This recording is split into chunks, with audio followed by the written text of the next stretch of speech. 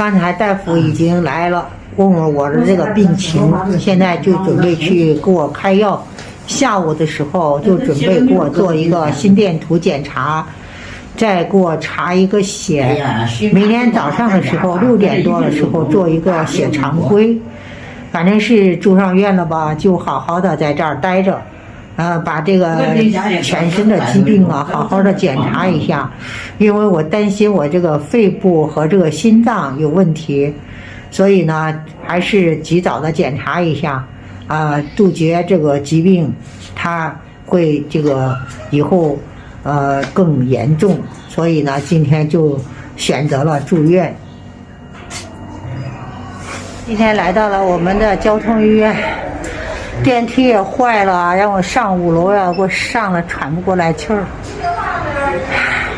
这会儿坐在这儿休息，已经到了5楼，就要办住院手续，核酸和抗原都检测过了。哎呀，都是阴性，我就放心了。哎呀，这是在医院，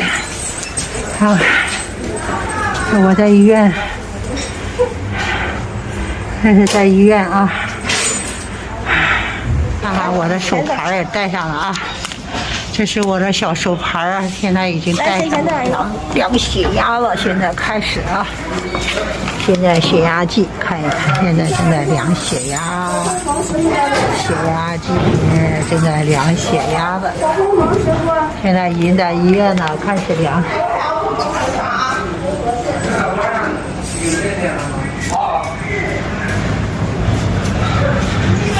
金凤阿姨在不在？你现在打针不打？好，他们给你配药了。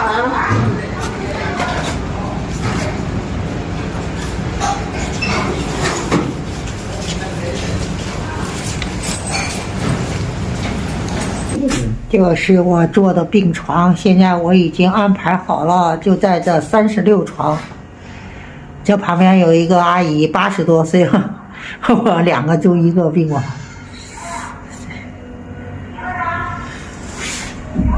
这是我手上的手牌，今天开始住上院了。